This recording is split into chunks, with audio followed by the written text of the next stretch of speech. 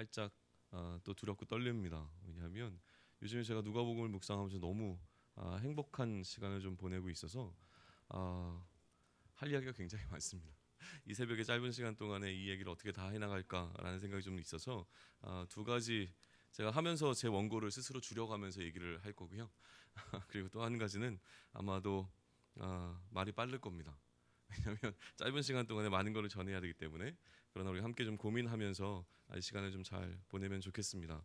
27절은 그 후에라고 지금 시작하고 있는데요. 지금 누가복음을 계속 살피면서 제가 흥분되는 것은 무엇이냐면 누가가 이야기하고 있는 방식 가운데서 지금 계속적으로 우리가 신념으로 믿고 있는 상식적으로 생각하고 있는 많은 것들을 좀 흔들어 놓고 있습니다. 단지 우리가 좀 그 후에라고 하는 것을 그냥 어제 본문으로 넘어가 보면 두 가지가 나오는데 나병 들린 사람을 깨끗게 하는 방식에 있어서 세상이 생각하는 방식과 다른 방식으로 예수님이 접근하시고 계신 것은 무엇입니까? 손을 댈 수 없는 자에게 손을 대는 방식으로 뭔가 사람들에게 궁금증을 유발하고 계신다고 하는 겁니다. 중풍병자를 고치는 장면에서는 세상 사람들이 알고 있는 혹은 유대인들이 알고 있는 방식과 다르게 무엇을 이야기하십니까?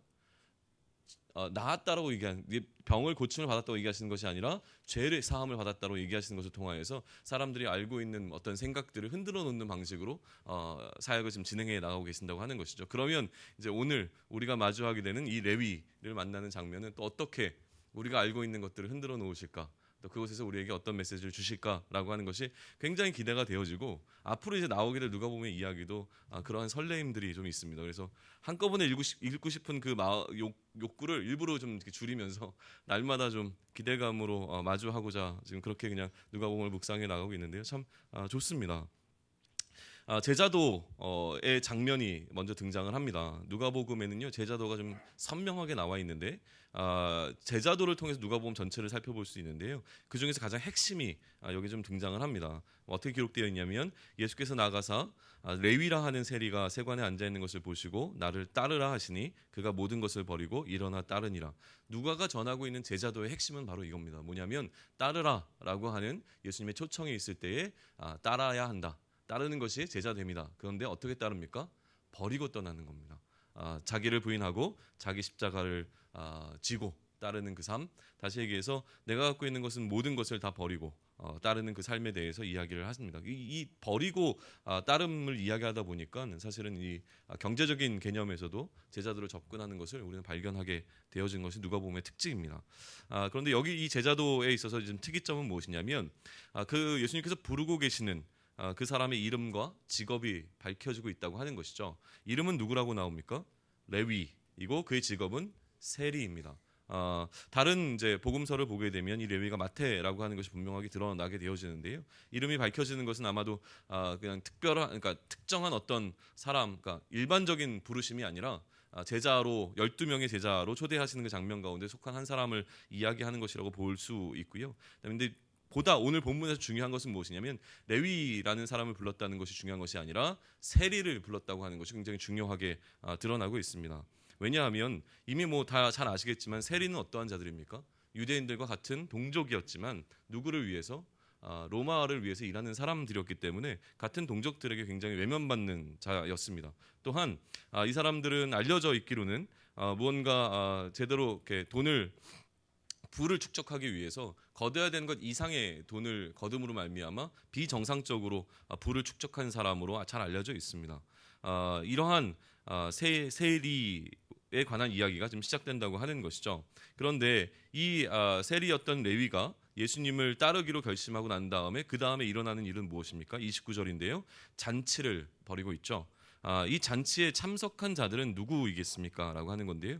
기본적으로 예수님과 레위는 이 잔치에 참여했을 것입니다. 레위가 예수님을 잔치에 초대한 것이 기본일 것이고요. 또한 아마 예수님과 함께 본문에는 드러나지 않지만 나중에 이제 바리새인들이 제자들에게 뭔가 질문을 던지고 있는 장면을 통해서 아마도 예수님과 먼저 제자됐던 자들이 이 잔치에 초대를 받았을 것이고, 또 본문 속에서는 지금 레위가 누구와 함께하고 있다고 얘기하냐면 세리와 다른 사람들 과 같이 하고 있다고 얘기합니다. 지금 눈에 띄게 강조되고 있는 직업은요 세리인 것이 분명합니다. 뭐 세리와 농부와 또 목수르들을 초대했다 이렇게 하는 것이 아니라 세리와 그 다음에 다른 사람들입니다. 다른 사람들이 누구인지에 대해서는 아직은 알 수 없지만 이후에 이제 분명하게 밝혀지게 될 것입니다. 이 잔치 장면 이 한 가지에는요, 굉장히 큰 두 가지의 문제점이 등장을 합니다. 첫 번째 문제는 무엇이냐면 예수님께서 누구와 함께 하시고 있는가라고 하는 것과, 그리고 예수님께서는 이들과 함께 무엇을 하시고 있는가라고 하는 두 가지 질문이 등장하기 때문에 그런데요. 첫 번째 질문은 예수님의 정체성에 관한 부분이고요. 두 번째 질문은 그 예수님께서 그 정체성을 가지고 하시는 사역에 관한 질문인 것입니다. 문제 제기 첫 번째는 무엇이냐면요, 방금 말씀드렸지만 정체성에 관한 것입니다. 이 문제 제기를 한 사람들이 누구냐면 바리새인과 서기관들, 그들의 서기관들이라고 30절은 이야기하고 있습니다.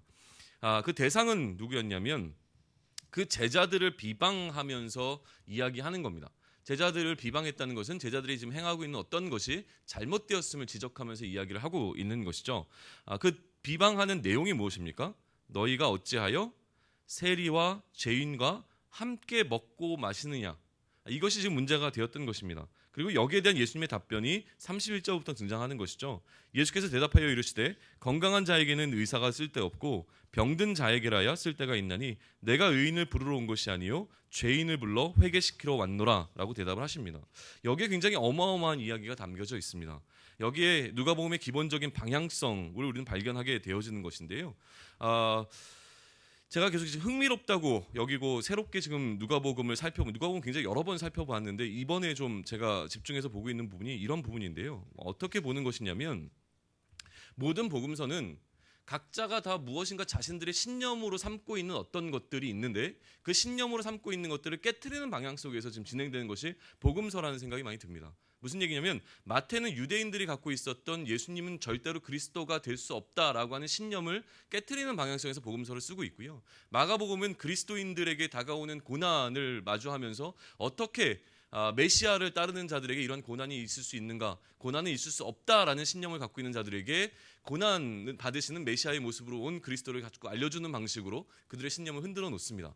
또 영주주의라고 하는 철학사상에 빠져있는 많은 사람들이 갖고 있는 그 신념을 깨뜨리기 위해서 요한복음은 그런 식으로 진행이 되고 있는 것이죠. 그러면 이제 누가복음은요, 어떠한 신념을 갖고 있는 자들에게 지금 전하고 있는가를 생각하게 되어지는데요. 저는 빌라도스러운 생각을 갖고 있는 사람들 이라고 좀 표현하면 어떨까 생각이 됩니다. 무슨 얘기냐면 제3자의 입장에서 이 사건을 바라보는 사람들이죠. 예수님과 어떤 다툼의 대상은 유대인들이었습니다. 이방인들은 약간 한 걸음 뒤로 물러나 있는 것처럼 느껴진다는 것이죠. 유대인들이 예수님을 고소했고 유대인들이 예수님을 뭐라고 고소했냐면 예수님은 하나님의 아들이 아닌 것이 분명하다라고 고소를 했습니다. 그리고 세상의 법정과 유대인의 법정은 어떻게 했습니까? 그 예수님이 하나님의 아들이 아니다라고 재판의 결론을 내리고 십자가에 달려 죽음을 맞이하도록 허용했습니다. 그것이 옳다라고 믿는 신념으로 그렇게 행한 것이죠. 그러니 유대인들이 옳은 것으로 끝난 상황입니다. 유대인들이 옳았구나. 유대인들이 옳았다는 것은 무엇입니까? 예수님께서 하나님의 아들이 아니구나라는 것으로 끝난 상황 가운데 지금 누가는 무엇을 설명하는 것이겠습니까? 유대인이 틀렸고 예수님께서 하나님의 아들이 옳다라는 것을 증명해내는 방식으로 지금 누가복음을 설명해 나가고 있다는 것이죠. 다시 얘기하면 무엇입니까? 세상이 믿고 있는 신념을 흔드는 방식으로 누가복음은 진행된다고 하는 것입니다. 상식을 뛰어넘는 방식을 계속 제시함으로 말미암아 우리가 알고 있는, 세상이 알고 있는 그 어떤 것이 옳은 것이 아니라 틀린 것이다.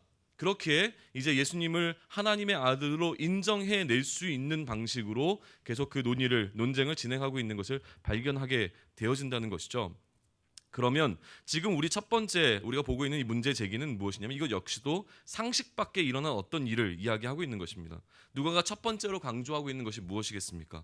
어떻게 예수님과 제자들이 세리와 죄인들과 함께 먹고 마시는가라고 하는 질문은요, 이들이 갖고 있었던 신념, 세리와 죄인들과는 함께 먹고 마시면 안 된다라고 하는 신념을 깨뜨리는 이야기를 지금 하고 있는 겁니다.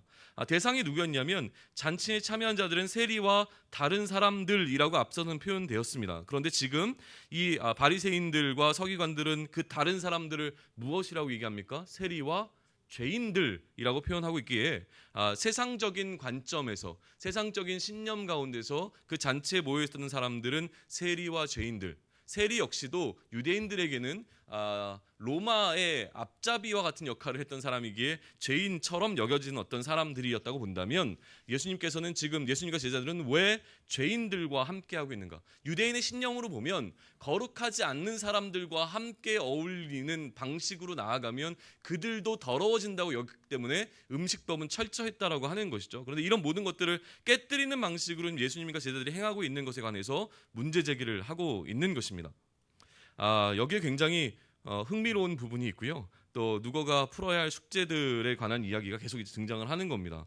누가가 풀어야 할 숙제는 예수님께서 하나님의 아들이시다라고 하는 것이고, 유대인들은 아니라고 주장했고, 십자가를 통해서 아닌 것으로 밝혀진 과거의 사건을 뒤집는 이야기가 나와야 된다고 했습니다.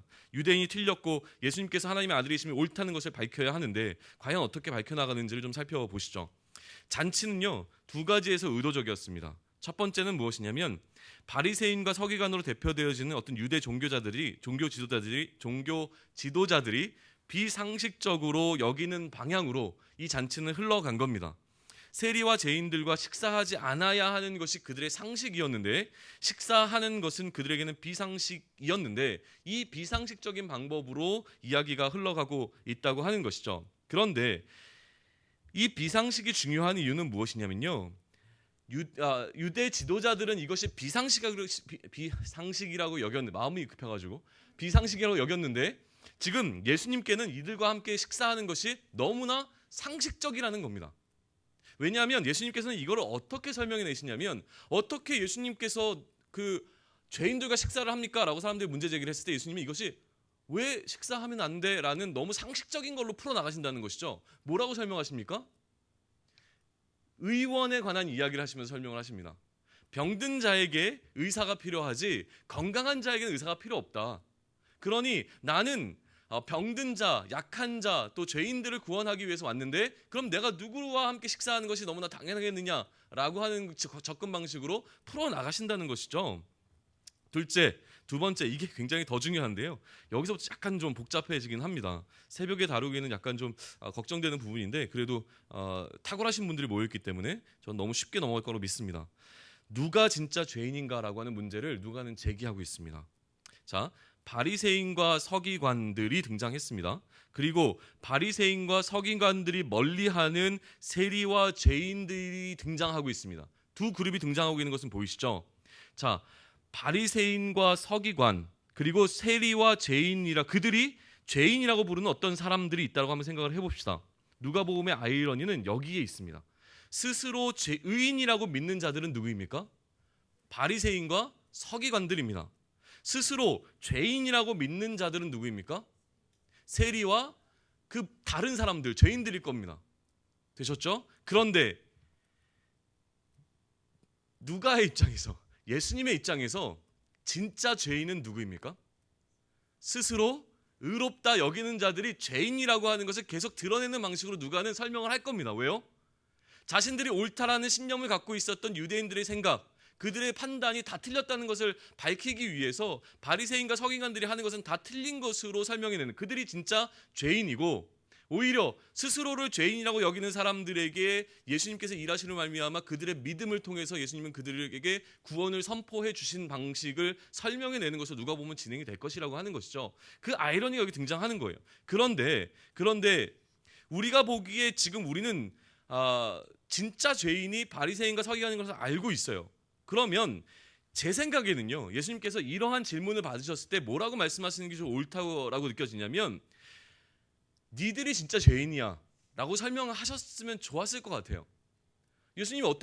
예수님께서는 당신 제자들과 당신은 죄인들과 식사를 하십니까? 라고 얘기했을 때 이 친구들보다 니네들이 더 문제야, 니네들이 죄인이야 라고 하는 방식으로 설명하시면 좋겠는데, 예수님께서는 이 스스로 의롭다 여기는 자들이 죄인이라고 판단 내린 그 사람들 역시 죄인이라고 인정하시는 것처럼 예수님께서 말씀하셨다는 거예요.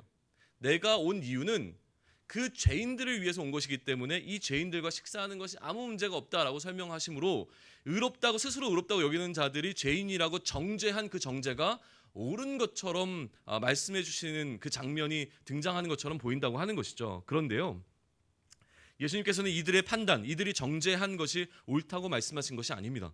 죄인들과 함께 무엇을 하셨습니까? 식사를 하신 것이 중요합니다. 식사를 하심으로 말미암아 유대 지도자들이 갖고 있었던 상식과 그들의 판단이 틀렸음을 밝히신 것입니다. 이것은 유대 지도자들이 죄인이라고 판단하는 그 판단이 틀렸음을 선포하는 사건이었다고 하는 것이죠. 나아가 누가복음은 독자들에게 이들이 예수님을 죄인이라고 판단한 그 판단 역시 무엇이다? 잘못된 것이다 라고 하는 것을 설명해 주는 겁니다. 뭐가 문제입니까? 이 바리새인들과 서기관들은 그들이 정죄하고 있는 정죄의 방향성이 잘못되어 있는 것임을 밝히는 것을 지금 누가는 시도하고 있다고 하는 것입니다. 두 번째 문제 제기는 무엇이냐면요, 예수님의 사역에 관한 것입니다. 불평과 불만이 가득한 사람들은 항상 있는 것 같습니다. 뭘 해도 마음에 안 들죠.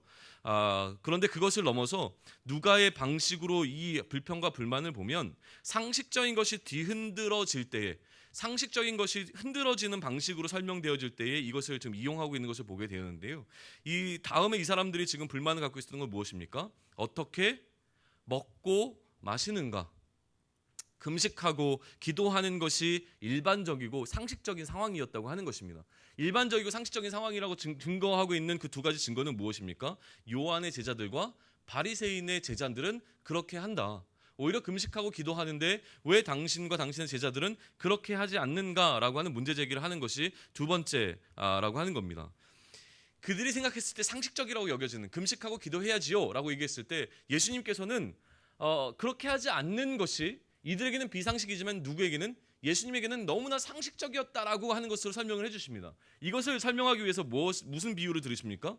첫 번째 두 가지 비유가 등장하는데 첫 번째는 신랑 비유입니다. 신랑과 함께 있을 때에 누가 금식하겠느냐, 결정적인 차이가 여기서 등장하는 겁니다. 그러면 무엇이 문제입니까? 예수님을 신랑으로 인정하느냐 인정하지 않느냐에 따라서 금식을 할 것인가 금식을 하지 않을 것인가가 결정되어진다라고 하는 것이죠. 바리새인과 서기관들이 금식을 해야 된다라고 느꼈던 것은 무엇입니까? 예수님을 신랑으로 여기지 않았기 때문입니다.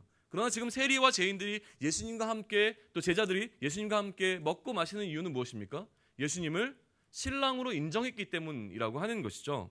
이 잔치에 갖고 있는 그 분명한 의미, 이 잔치 자체를 예수님과의 결혼식의 장면으로 끌고 나가고 있는 의도적인 것이 좀 보이면 좋겠습니다. 두 번째 비유는 무엇입니까?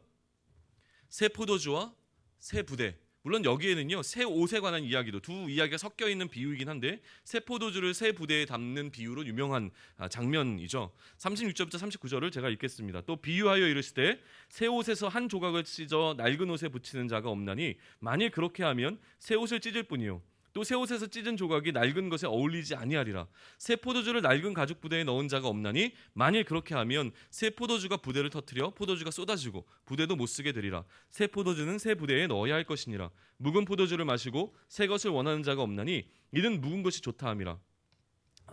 당시에 상식적인 두 가지 이야기를 다시 또 꺼내시는 겁니다.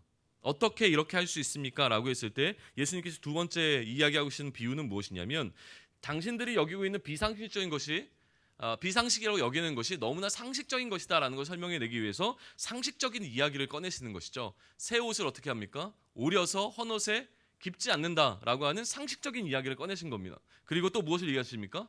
새 포도주를 헌 부대에 넣지 않는 상식적인 이야기를 하시는 말미암아 지금 이렇게 진행되고 있는 것이 비상식적인 것이 아니라 너무나 상식적인 것이다 라고 하는 것을 설명해내고 있는 방식으로 이야기를 진행하신다고 하는 것이죠.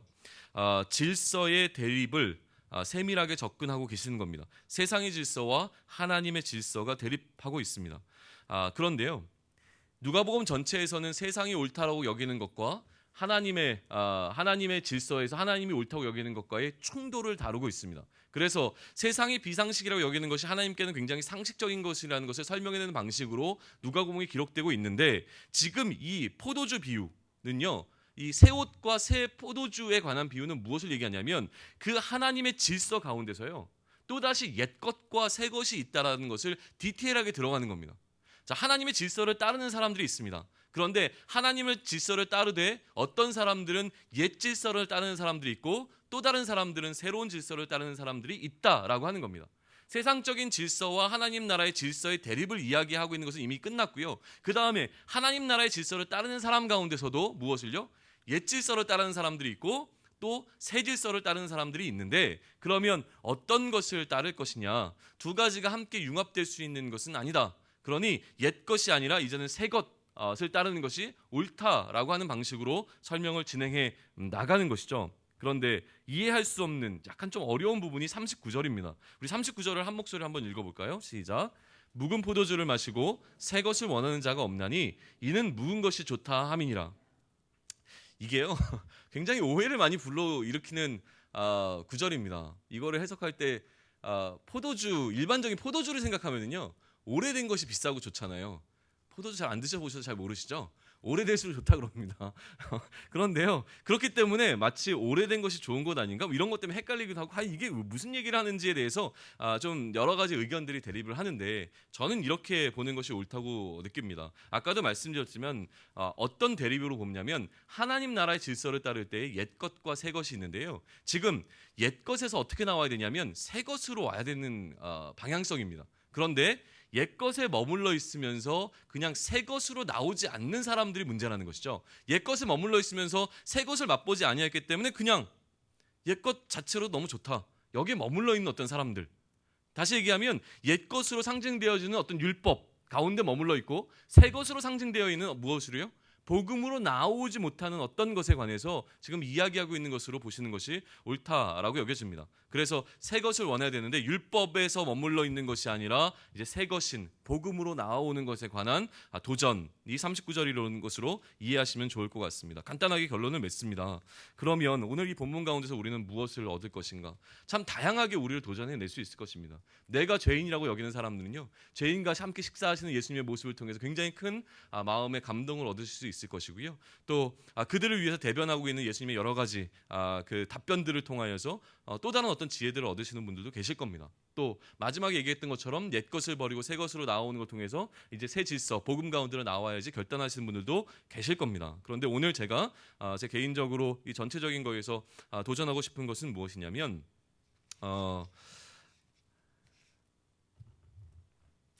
비상식, 그러니까 우리가 생각했을 때 너무나 비상식적인 것이 가만히 생각해 보면 하나님 앞에, 하나님의 질서에서 생각해 보면 너무나 상식적인 것이 어떤 것이 있을까를 좀 생각해 보시면서 오늘 하루를 보내시면 어떨까라는 생각을 해봅니다. 많은 것이 있을 건데 지금 딱 떠오르지 않으시죠? 그런데 한번 그렇게 하루 종일 숙제를 좀 내드리는 겁니다. 이 훈련이 되면 굉장히 우리가 유익이 될 것 같습니다. 한 가지 예를 들어드리면요, 나에게 좋은 물건이 두 개 있습니다. 금덩이로 해보시죠. 금덩이는 좋잖아요. 아닙니까? 죄송합니다.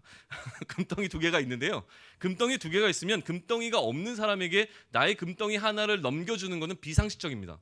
그렇지 않습니까? 금덩이가 두 개 있으면 우리의 상식은 무엇입니까? 이 금덩이 두 개로 투자해서 남이 갖고 있는 금덩이 하나조차도 빼앗아 올 수 있는 방식으로 가는 것이 상식적인 게 일반입니다. 그런데 지금 성경은 어떻게, 특히 누가 보면 어떻게 도전하냐면, 너에게 금덩이가 두 개 있느냐? 그 중에 일부를 팔아 없는 사람들에게 나눠주는 방식으로 가라. 이게 비상식이란 말이죠, 이 세대 살아가면서. 그런데 하나님 입장에서 보면 그렇게 하는 것을 원하시는 것이 너무나 상식적이라고 하는 거예요. 당연히 너에게 두 개를 주었는데 그 한 가지를 남에게 나눠주는 것이 옳지 않겠느냐라는 것이죠.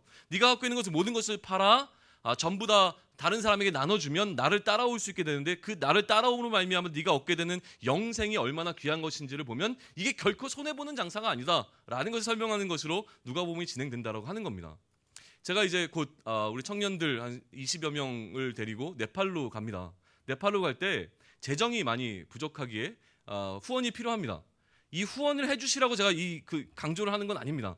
그러나 우리가 넉넉한 사람들이 필요를 나누어주는 이 방식, 우리가 비상식적이라고 여기는 그 방식을 하나님의 입장에서 봤을 때는 상식적인 것으로 만들어내는 어떤 그 방향성으로 나아가는 것을, 우리는 그러면 단지 이런 재정적인 것을 떠나서 우리의 삶의 많은 영역들 가운데서 어떻게 해낼 수 있을까, 이것을 숙제로 갖고 씨름하시면서 오늘 한 날을 보내시고 또 앞으로의 우리의 여정 가운데 계속 적용해 나가셨으면 좋겠습니다. 같이 기도하시겠습니다. 하나님, 누가복음을 통해서 계속 하나님의 마음들을 느껴갑니다. 세상 사람들이 이야기하고 있는 것이 옳지 않고 하나님께서 말씀하시는 것이 얼마나 옳은 것인지를 우리 마음속에 도전해 주시니 참 감사합니다. 하나님의 사람이 되었습니다. 그리스도인이 되었습니다.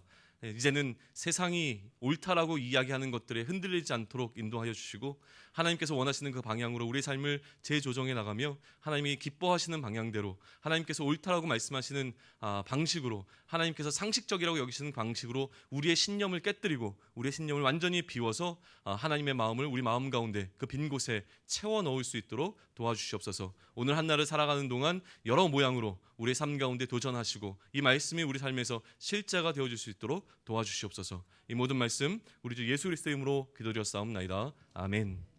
하늘에 계신